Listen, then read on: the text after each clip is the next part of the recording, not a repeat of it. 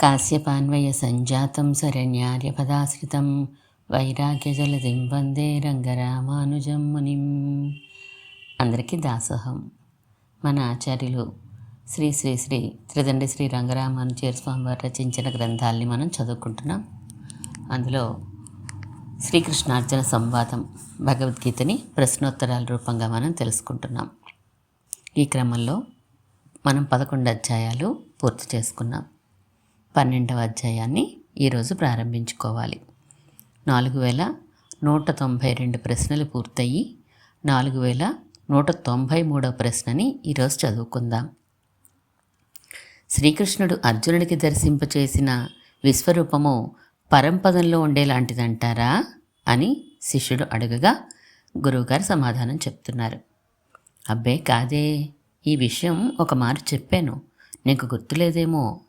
పరమపదంలో ఉండే దివ్యమంగళ విగ్రహం సకల జనమోహనమై దివ్య సౌందర్యాదులతో అలరారుతూ శ్రీ భూ నీళాది దివ్య మహిషి సమేతమై నిత్యముక్త పరిజన సేవితమై ఉంటుంది. మరి ఇక్కడ ఆ లక్షణాలు అర్జునుడికి కనిపించలేదుగా? అవును, నిజమే. అలాంటివి వేటిని అర్జునుడు చూసినట్లు చెప్పలేదు. అయినా ఇది విశ్వాన్ని ఆవరించి ఉండే రూపం కదా.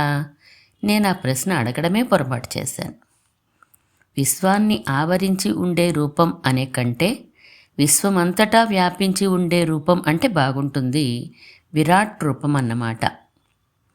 అయితే ఈ రూపం విరజానదికి యువతల ఉండే లీలా విభూతికి సంబంధించినదేమో. అలాగూ అనుకోవచ్చు. సంహారాన్ని చూపించాడు కదా, ఆ సంహారం అనేది పరమపదంలో ఉండదు కదా. మొత్తం మీద అదొక దివ్య దర్శనం అర్జునుడికే లభించింది. అవును, సత్యసంకల్పుడు కనుక భగవంతుడు తాను అనుకున్న రూపాన్ని తాను అనుకున్న వారికి తాను అనుకున్న సమయంలో దర్శింపచేశాడు. 7వ అధ్యాయంలో మమ మాయా దురత్యయ అంటూ చెప్పిన శ్లోకాల వరుసని అనుసరించి ఈ జగత్తంతా చేతనాచేతనములన్నీ ఆయనకి యథేష్ట వినియోగార్హములు కదా, దానినే చూపించాడు అర్జునుడికి అని గ్రహించగలగాలి. ఓహో, క్రొత్త విషయం చెప్తున్నారా మీరు? ఇంతవరకు నేను విశ్వరూపాన్ని చూపించాడు అనే అనుకుంటున్నాను, కానీ శేషత్వం అనే భావనని ప్రకాశింపచేశాడు అని గుర్తించలేకపోయినాను. నీ తప్పేం లేదు. చాలామంది ఆ కోణంలో ఆలోచించరు. ఈ సమస్త చరాచర ప్రపంచము, ఈ చేతనాచేతనములన్నీ తనకు శరీరభూతములు, తనకు శేషభూతములు, తనకు యథేష్ట వినియోగార్హములు, తన సంకల్పానికి లోబడే అవన్నీ వర్తించాలి అనే విషయాన్ని 11వ అధ్యాయంలో అర్జునుడికి ప్రత్యక్షమయ్యేటట్లు ఆవిష్కరించాడు పరమాత్మ. ఇంకో చిన్న సందేహం అండి. చేతనము అచేతనము కూడా ఆయనకి శేషభూతములే. ఆయన శేషి, కానీ అచేతనానికి ఆ విషయం తెలియదు. చేతనానికి తెలుసుకునే అవకాశాలు ఉన్నాయి కదా. అవునైతే ముందు ఈ చేతనుడు తాను శేషభూతుడు అని తన స్వరూపాన్ని తెలుసుకొని అప్పుడు శేషి అయిన పరమాత్మ స్వరూపాన్ని తెలుసుకోవాలా, లేక ముందు ఫలానా వారు శేషి అని తెలుసుకున్నాక వారికి తాను శేషభూతుడు అని తెలుసుకోవాలా? ఏది ముందంటారు? నీకు ఆ అనుమానం ఎందుకు వచ్చిందోయ్? ప్లగ్గు సాకెట్టు ఒకదానిలో ఒకటి ఇముడుతాయి. అలా ఇమిడ్చినప్పుడు ప్లగ్ సాకెట్లోకి ముందుగా దూరుతుందా, లేక సాకెట్ ముందుగా ప్లగ్ని గ్రహిస్తుందా అని అడిగినట్లుంది. ఆ ఉదాహరణ వేరండి. నేను ఎందుకు అడుగుతున్నానంటే, మొదటి 6 అధ్యాయాల్లోనూ ఆత్మస్వరూపాన్ని చెప్పాడు స్వామి. తర్వాతి 6 అధ్యాయాల్లోనూ పరస్వరూపాన్ని చెప్పాడు. శేషత్వాన్ని మొదట చెప్పి శేషిత్వాన్ని తర్వాత చెప్పాడు. కానీ శేషిత్వాన్నే దర్శింపచేశాడు తప్ప శేషత్వాన్ని దర్శింపచేయలేదు. అంటే శేషత్వాన్ని తాను మొదటిగా వివరించినప్పుడు అఘటిత ఘటనా సమర్థుడు కనుక పరమాత్మ అర్జునుడికి ఆత్మసాక్షాత్కారాన్ని కూడా చేయించి ఉండవలసింది. కానీ తన వివరాలన్నీ తాను తర్వాత చెప్పినా తన సాక్షాత్కారాన్నే ముందు చేయించాడు. అందుకు అనుమానం వచ్చింది మన విషయం ఏమిటి అని. ఏమని అనుమానం? మన ప్రయత్నం లేదా ఆశ ఎలా ఉండాలి అని. ముందు శేషభూతులమనే స్వరూప దర్శనం గురించి ఆశపడాలా, లేక శేష దర్శనానికి ఆశపడాలా అని. తేడా ఏమైనా ఉందంటావా? తాను శేషభూతుడినని తెలియగానే ఎవరికి అనే ప్రశ్న వచ్చి శేష ఎవరో తెలియాల్సిందే, లేక ఫలానా వారు శేషి అని తెలియగానే ఎవరికి అనే ప్రశ్న వచ్చి శేషభూతులు ఎవరో తెలియాల్సిందే. అది నిజమే అనుకోండి. వధూవరులకి వివాహం కాగానే భార్య భర్త అనే పేర్లతో పిలువబడడం ప్రారంభం కాగానే నేనెవరికి భర్తను, నేనెవరికి భార్యని అనే ప్రశ్న సమాధానం కూడా ఏకకాలంలోనే తెలిసిపోయినట్లుగా అనిపిస్తాయి. కానీ అర్జునుడు ఆశ్చర్యవత్ పశ్యతి కశ్చిదేనం అని ఆత్మస్వరూపాన్ని ఎంతో అద్భుతమని వివరించినా ఆ దర్శనానికి ఉపలాట పడలేదు. పరస్వరూపాన్ని వివరించేసరికి మాత్రం చూపించువు అని బ్రతిమాలాడు. ఎందుకలా అని అనుమానం. 6వ అధ్యాయం వరకు విస్తారంగా ఆత్మస్వరూపాన్ని గురించి చెప్పినా రసవర్జన్ రసోప్యస్య పరం దృష్ట్వా నివర్తతే అని 2వ అధ్యాయంలోనూ, త్యక్వా దేహం పునర్జన్మ నైతి మామేతి సోర్జున అని 4వ అధ్యాయంలోనూ, భోక్తారం యజ్ఞతపసాం సర్వలోకమహేశ్వరం సుహృదం సర్వభూతానాం జ్ఞాత్వా మాం శాంతి మృచ్చతి అని 5వ అధ్యాయంలోనూ, యోగినామపి సర్వేషాం మద్గతేనాంతరాత్మనా శ్రద్ధావాన్ భజతే యో మాం సమేయుక్త తమో నరః అని 6వ అధ్యాయంలోనూ, ఇలా మాటిమాటికి ఆత్మస్వరూప జ్ఞానం కన్నా పరస్వరూప జ్ఞానానికి ఒక ప్రత్యేకతని చెప్తూనే ఉండడం వలన అర్జునుడికి ఆసక్తి అంతా పరస్వరూప జ్ఞానం మీదనే కేంద్రీకృతం అయిపోయి దానినే చూడాలని కోరుకున్నాడు. ఓహో బాగుంది, కానీ ఆత్మస్వరూప దర్శనమే సులభం కదండి. అంతా తన దగ్గరే ఉంటుంది. తన ఇంద్రియాలను తాను స్వాధీనం చేసుకుంటే చాలు. పరదర్శనం అయితే భక్తి చెయ్యాలి, దానికి ఆయన కరగాలి, దర్శనం కలిగించాలి. అది ఆయన ఇష్టాయిష్టాల మీద ఆధారపడి ఉంటుంది. ఇది మన శక్తి సామర్థ్యాల మీద ఆధారపడి ఉంటుంది. ఇదేంటయ్యా ఇలా అడుగుతున్నావు? ఇలాంటి వాడే స్కూల్కి పంపించకముందు ఇంచక్కా కాకరకాయ అని స్పష్టంగా పలికేవాడట. స్కూల్లో చదువు నడుస్తూ ఉంటే కీకరకాయ అని పిలవడం ప్రారంభించాడట. నేనేమైనా తప్పు మాట్లాడుతున్నానా? తప్పున్నారా? ఈ సమస్తము ఆయన అధీనం, ఆయనకి శేషభూతం అని అంటూ వివరించి దర్శింపచేసిన 11 అధ్యాయాల తర్వాత ఆత్మదర్శనం మన శక్తి సామర్థ్యాల మీద సంపాదించవచ్చు అంటావేంటి? ఐశ్వర్యమైనా, కైవల్యమైనా, పరమపదమైనా, ఇంకోటైనా ఆయన అనుగ్రహిస్తేనే మనకి లభిస్తుందని కదూ గ్రహించవలసింది. ఇంకో విషయం కూడా గమనించు, శేషిత్వ దర్శనంతో పాటే శేషత్వ దర్శనం కూడా జరిగినట్లే కదూ. ఓహో అవును సుమండి, నేనే ప్రశ్న అడగడంలో తేడాగా అడిగాను. నా ఉద్దేశం ఏది సులభం అని. అంటే శేషభూతుడని గ్రహించడం సులువా, శేషిని గ్రహించడం సులువా అని. ఇదే ప్రశ్నని మరికొంచెం స్పష్టతతో అర్జునుడు అడుగుతూ ఉండగా 12వ అధ్యాయం ప్రారంభమవుతుంది. అయితే ఇంకో సందేహం. సరే అడుగు. శేషత్వంతో కూడిన జ్ఞానం కదా ఆత్మస్వరూపం అంటే, మరి కేవల జ్ఞానస్వరూపంగా భావించే కేవలం ఆశపడే కైవల్య స్థితి కూడా ఒకటి ఉన్నది కదా. ఈ రెండింటి విషయంలో ఆత్మదర్శన విషయంలో భేదం ఉన్నదంటారా? కేవల జ్ఞానస్వరూపం ఉండే ఆత్మలు కొన్ని, శేషత్వంతో కూడిన జ్ఞానస్వరూపం ఉండే ఆత్మలు కొన్ని అని ఉండవు. అన్ని ఆత్మల స్వరూపము బద్ధ ముక్త నిత్య అవస్థలన్నిట్లోనూ కూడా శేషత్వంతో కూడిన జ్ఞానమే స్వరూపం.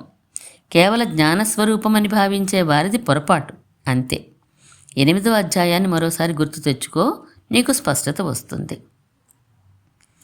సరే, ఇంతకీ భగవత్ స్వరూప దర్శన సాధన సులభమా, ఆత్మస్వరూప దర్శన సాధన సులభమా? అదే కదూ మొదటి శ్లోకం అని చెప్పాను ఈ అధ్యాయంలో. విను. ఏవం సతతయుక్తా ఏ భక్తా స్వాం పర్యుపాసతే ఏ చాప్యక్షరమవ్యక్తం తేషాంకే యోగవిత్తమాః. అన్వయం. ఏవం సతతయుక్తాః ఏ భక్త్యా త్వాం పరి ఉపాసతే ఏ చ అవ్యక్తం అక్షరం తేషాం యోగవిత్తమాః కే. తాత్పర్యం: ఈ విధంగా నీతో నిత్య సంబంధాన్ని ఆశిస్తున్న వారై ఏ భక్తులు నిన్నే సకల విధాలా ఉపాసిస్తారో, ఎవరైతే ఇంద్రియగోచరం కాని ఆత్మస్వరూపాన్ని ఉపాసిస్తారో, ఇద్దరిలో ఎవరు యోగవిత్తములు అని అర్జునుడు అడుగుతున్నాడు. యోగవిత్తములు అంటే శ్రేష్టమైన వారు అని అర్థంగా కొంతమంది అంటారు. యోగమును ఎరిగిన వారు అని ఎక్కువ మంది చెప్తారు. కానీ ఈ రెండర్థాల కంటే విలక్షణమైన అర్థం వేరే ఉన్నది. ఏంటది? ఆ యోగసిద్ధిని అంటే ఫలాన్ని ఎవరు శీఘ్రంగా పొందుతారు అని అర్థం. అదెలాగా? జవాబు చెప్తూ భవామిన చిరాత్ పార్థ అని 7వ శ్లోకంలో కృష్ణుడు అంటాడు కనుక శీఘ్రముగా లభించదును అని అర్థం. ఓహో, అక్షరం అంటే ఆత్మ అని అర్థమా? క్షరము, నాశనము కానిది ఏదైనా అక్షరం అనే అనబడుతుంది. అందుచేత తత్వములు మూడు కూడా, ప్రకృతి, ఆత్మ, ఈశ్వరుడు కూడా నశించనివే కనుక అక్షరం అని చెప్పబడతాయి. సందర్భాన్ని అనుసరించి ఇక్కడ ఆత్మ అని చెప్పుకోవాలి. కాక ఆత్మని అక్షరం అనే పేరుతోనే ఎక్కువగా వ్యవహరిస్తారు. నిన్ను ఎవరు ఉపాసిస్తారో, అక్షరాన్ని ఎవరు ఉపాసిస్తారో అని ప్రశ్న అడిగినప్పుడు రూపం దాల్చి ఉన్న పరతత్వాన్ని నిన్ను ఎవరు ఉపాసిస్తారో, రూపము లేని పరతత్వాన్ని ఎవరు ఉపాసిస్తారో అని అర్థం చెప్పుకోకూడదా? చక్కగా చెప్పుకోవచ్చు, కానీ కుదరాలిగా. ఎందుకు కుదరదు? అనేక కారణాలున్నాయి. ఒకటి చెప్తాను విను. పదాలకి వాక్యాలకి ప్రధాన అర్థం రూఢి అని ఒకటి, అప్రధాన అర్థం గౌణి అని ఒకటి ఉంటాయి. ఇంకొంచెం స్పష్టంగా చెప్పండి. గంగానదిలో చేపలు, గంగానదిలో గొల్లపల్లెలు అనే 2 వాక్యాలు ఒకే విధంగా అర్థాన్ని ఇస్తాయా? ఇవ్వవు. గంగలో గొల్లపల్లె అంటే గంగ ఒడ్డున గొల్లపల్లె అని కానీ, గంగానదిలో గల ద్వీపంలో గొల్లపల్లె అని కానీ చెప్పుకోవాలి. Very good. ఆ విశాలాక్షిని ఇలా పిలు అన్నామనుకో. విశాలాక్షి అనే పేరుతో ప్రసిద్ధమైన వ్యక్తి కోసం మొదట వెతికి లభించకపోతే అప్పుడు విశాలమైన అక్షులు, నేత్రములు కల వ్యక్తి కోసం వెతుకుతారు. అంతేగా? అంతే. అలాగే అక్షరం అని ఆత్మకి రూఢి అయిన వ్యవహారం. ఆ అర్థం కుదరకపోతే మిగిలిన అర్థాల కోసం వెళ్ళాలి. అధ్యాయం అంతా చదివేసరికి ఆత్మ అనే అర్థం సరిగ్గా సరిపోతుందని స్పష్టమవుతుంది. నాకు ఈ మొదటి శ్లోకం స్పష్టం అవ్వలేదండి. శ్లోకంలో ఒక క్లిష్టత ఉన్నది నిజమే. అందుచేతనే భిన్న భిన్న సంప్రదాయాల వారు భిన్న భిన్న విధాలుగా వ్యాఖ్యానించారు. నీకే విషయం అర్థం కాలేదో చెప్పు. నిన్నెవరు ఉపాసిస్తారో, ఆత్మస్వరూపాన్ని ఎవరు ఉపాసిస్తారో, వారిరువురిలో ఎవరు ఫలాన్ని శీఘ్రంగా పొందుతారు అని కదా అర్జునుడు అడిగినట్లు మీరు చెప్పారు. అవును, 12వ అధ్యాయంలో చెప్పినట్లు భగవంతుణ్ణి ఎవరు ఉపాసిస్తారో, 6వ అధ్యాయంలో చెప్పినట్లు ఆత్మస్వరూపాన్ని ఎవరు ఉపాసిస్తారో, ఇద్దరిలో ఎవరికి శీఘ్రంగా ఫలం లభిస్తుంది అనే అర్జునుడి ప్రశ్న. 2 సందేహాలు ఉన్నాయి నాకు. రెండింటి ఫలము ఒకటేనా అని మొదటిది, ఆత్మదర్శనానికి కూడా భగవంతుడినే ఉపాసించాలి కదా అని రెండవది. Very good, very good. చాలా మంచి ప్రశ్నలు వేశావయ్యా. నీ మొదటి సందేహాన్ని మళ్ళీ అడుగు. భగవద్దర్శనము, ఆత్మదర్శనము అని ఫలాలు 2 కదా. ఆ రెండింటి మధ్య శీఘ్రంగా ఏది లభిస్తుంది అని పోలిక ఎలా కుదురుతుంది? ఢిల్లీకి ఏ రైల్లో వెళ్తే వేగం వెళ్ళగలం అనే ప్రశ్న సబబు కానీ, ఢిల్లీ వేగం వెళ్ళగలమా, హైదరాబాద్ వేగం వెళ్ళగలమా అని అడిగితే ఎలా? ప్రశ్న ప్రయోజనం మారిపోదు. బాగుంది. కొంచెం మతిమరుపు కూడా నీకున్నదేమో అని చిన్న అనుమానం నాకు. అదేంటండి అలా అనేశారు? ఈ అధ్యాయం ప్రారంభంలో నువ్వు వేసిన ప్రశ్నలు, దానికి నేను ఇచ్చిన ఉదాహరణలు గుర్తు తెచ్చుకో. ఏంటవి? సరే, నన్నే చెప్పమంటావా? సరే విను.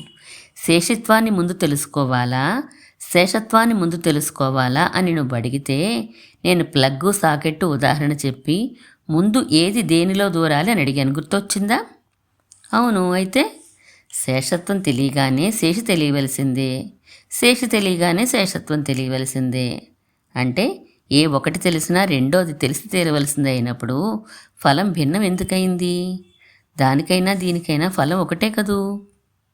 ఓ అవును కదూ, నిజమే. శేషశేషి సంబంధం తెలియడమే ఫలమైనప్పుడు 12వ అధ్యాయంలో చెప్పినట్లు భగవంతుడిని ఉపాసించినా, 6వ అధ్యాయంలో చెప్పినట్లు ఆత్మస్వరూపాన్ని ఉపాసించినా ఒకటే అవుతుంది. అర్థమైంది. ఇక నీ రెండో సందేహాన్ని మరోమారు అడుగు. మరోమారు మందలిస్తారేమో అని జంకుగా ఉంది. పర్వాలేదు, అడుగు. మందలింపులు మంచి కోసమే. ఆత్మదర్శనం కలగాలన్నా భగవంతుడే అనుగ్రహించాలి, ఆయన దర్శనం కలగాలన్నా ఆయనే అనుగ్రహించాలి కదా. మరి భగవంతుడి ఉపాసన, ఆత్మోపాసన అని రెండు ఎలా ఉంటాయి? ఆ ప్రశ్నే కలగకూడదు కదా. అవును, కలగకూడదు. నీ అనుమానం కరెక్టే. సమాధానం చెప్పే ముందు నేను ప్రశ్న అడుగుతాను, నీకు తెలిసింది చెప్పు. అలాగే, అడగండి. భగవద్ దర్శనం అంటే శేష దర్శనం కదా, దానికి ఆత్మదర్శనం అంటే శేషభూత దర్శనానికి భేదం ఉన్నదని నీకు ఇంకా అనిపిస్తోందా?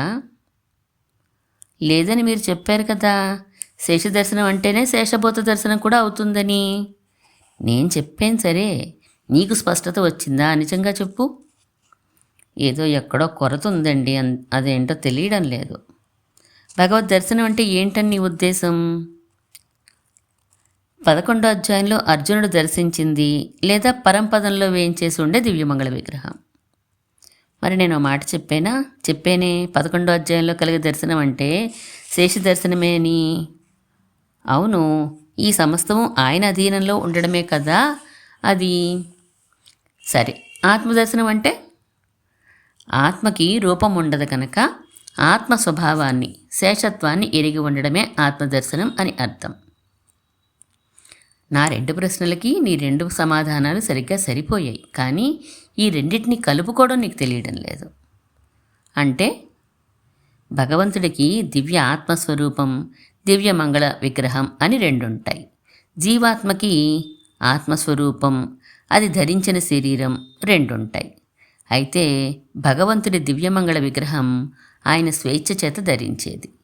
జీవాత్మ తన శరీరాన్ని కర్మానుభవం కోసం భగవంతుడి సంకల్పాన్ని అనుసరించి ధరించేది. అవును, ఈ విషయం నాకు ఇదివరకు చెప్పారు. కర్మానుభవ శరీరాలు తొలగిపోతే ఆత్మలన్నీ ఒకే విధంగా ఉంటాయి, జ్ఞానస్వరూపాలు. అవును, ఈ విషయం కూడా చెప్పారు, శేషత్వంతో కూడిన జ్ఞానస్వరూపాలు అని. దివ్య ఆత్మస్వరూపం భగవంతుడిది ఎలా ఉంటుందో ఈ జీవాత్మల స్వరూపం కూడా అలాగే ఉంటుంది.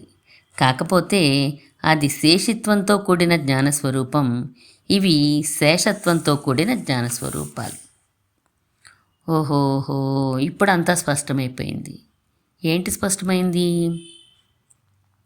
11వ అధ్యాయంలో దర్శించింది దివ్యమంగళ విగ్రహం, దివ్య ఆత్మస్వరూపం కాదు. దానికి రూపం ఉండదు.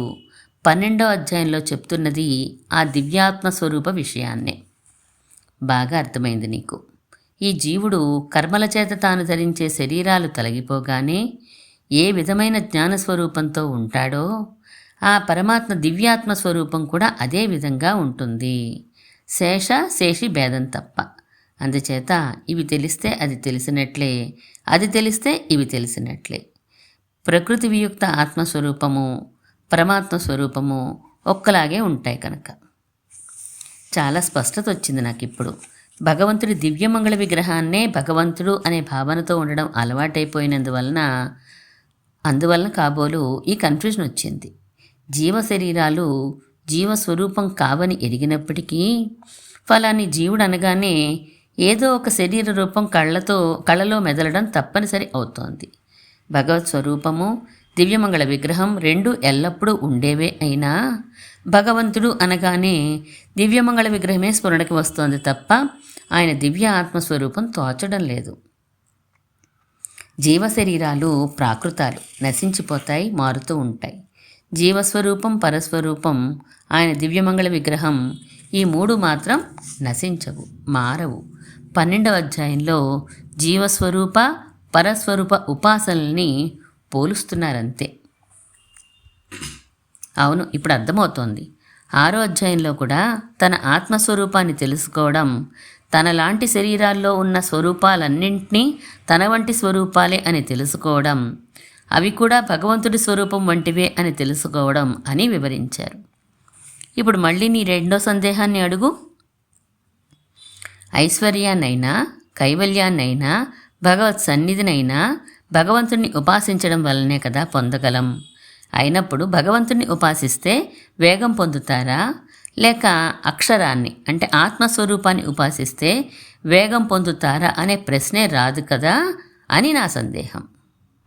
ఈ అధ్యాయపు 2వ శ్లోకంలో కృష్ణుడు చెప్పిన సమాధానంతో నీ సందేహం తీరుతుంది. నాకు ఆతృతగా ఉంది, ముందే చెప్పేయకూడదు. విను. ఉపాసన అంటే మనస్సును ఆ వస్తువునందుంచి లేదా ఆ వస్తువును మనస్సు అందుంచి సాధన చేయడం. తెలుసు కదా? తెలుసు. భగవంతుడిని ఉపాసన అంటే భగవంతుడి యందు మనస్సునుంచడం. ఆత్మోపాసన అంటే ఆత్మయందు మనస్సునుంచడం. భగవంతుడి యందు మనస్సునుంచడం అంటే ఏంటి నీ ఉద్దేశం? ఆయనని పొందించేవాడిగానా లేక పొందేవాడిగానా? అంటే ఐశ్వర్యం కావలసిన వారు కూడా భగవంతుడినే ఉపాసిస్తారు. ఎలా? భగవంతుడి యందు మనస్సు నుంచి. ఎలా? ఐశ్వర్యాన్ని ఇచ్చేవాడిగా మనసులో భావిస్తారు. తాము పొందేది మాత్రం ఐశ్వర్యాన్ని.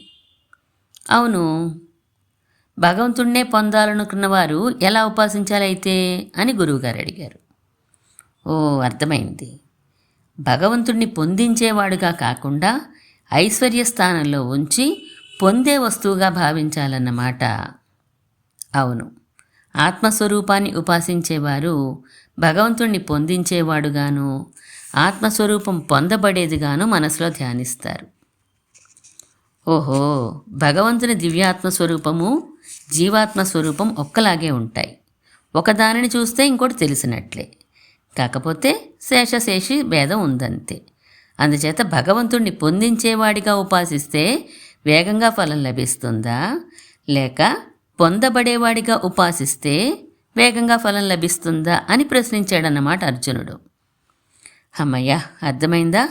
ఆత్మస్వరూపాన్ని ఎరిగి ఇలాగే ఉంటుంది పరస్వరూపం అని ఎరగడం సులభమా, పరస్వరూపాన్ని పొంది ఇలాగే ఉంటుంది ఆత్మస్వరూపం అని గ్రహించడం సులభమా అని ప్రశ్న. శేషశేషి భేదం ఎలాగూ తప్పదనుకో, అవి ప్లగ్గు సాకెట్టు లాంటివి కనుక ఫలంలో భేదం లేదు. సరే, ఇప్పుడు ఇంక 2వ శ్లోకం చెప్పండి. విను. మయ్యావేశ్య మనో ఏ మాం నిత్యయుక్త ఉపాసతే శ్రద్ధయా పరయోపేతాః తే మే యుక్తతమా మతాః. అన్వయం. ఏ మయి మనః ఆవేశ్య నిత్యయుక్తాః పరయా శ్రద్ధయా ఉపేతాః మాం ఉపాసతే తే యుక్తతమాః మే మతాః. తాత్పర్యం. ఎవరు నా యందు మనస్సు నుంచి నిత్య సంబంధమును కోరువారై గొప్ప శ్రద్ధతో కూడినవారై నన్ను ఉపాసిస్తారో వారు తగినవారు నాకు అని తలపబడినవారు. తగినవారు నాకని తలపబడినవారు అంటే అర్థం కాలేదు. యుక్తతములు అంటే వెనక శ్లోకంలో చెప్పబడిన యోగ విత్తములన్నమాట. అంటే శీఘ్రంగా ఫలాన్ని పొందేవారు అని అర్థం. నాకు అని తలపబడినవారు అంటే మే మతాహ అని కదూ శ్లోకం. నా చేత తలపబడినవారు అని అర్థం.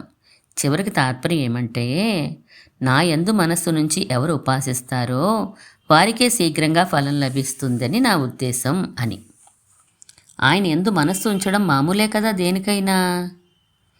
నేనే పొందదగినవాడను, ఉపేయమును, ఫలమును అని ఎవరైతే నన్ను ఉపాసిస్తారో అని అర్థమని ఇదివరకే చెప్పానుగా నీకు. చెప్పారు, కానీ ఇక్కడ అర్థమేది? మయి మనః ఆవేశ్య అనే ఉన్నది. నా యందు మనస్సు నుంచి అనే కదా అర్థం. ఇందులో నన్ను ఉపాయముగా తలిచి అని ఎక్కడున్నది? నిత్యయుక్తాః అని ఉన్నదిగా. అంటే ఎల్లప్పుడూ నాతో సంబంధమును కోరువారై అని కదా అర్థం. అయితే ఐశ్వర్యాన్నో ఆత్మదర్శనాన్నో పొందదలిచిన వారు భగవంతుని ఉపాసించినా తాము తమ ఫలితాన్ని పొందే వరకు మాత్రమే భగవంతుడితో సంబంధం ఉంచుకుంటారు.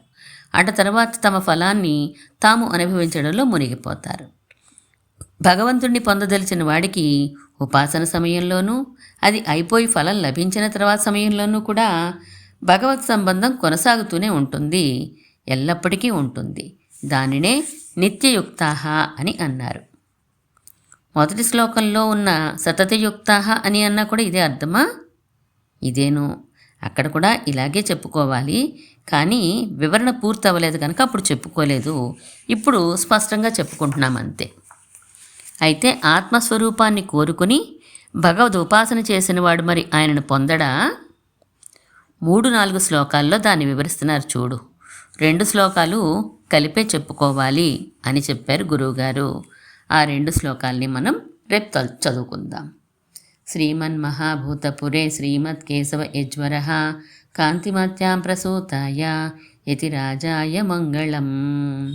12వ అధ్యాయంలో 1-2 శ్లోకాలు మనం తెలుసుకున్నాం.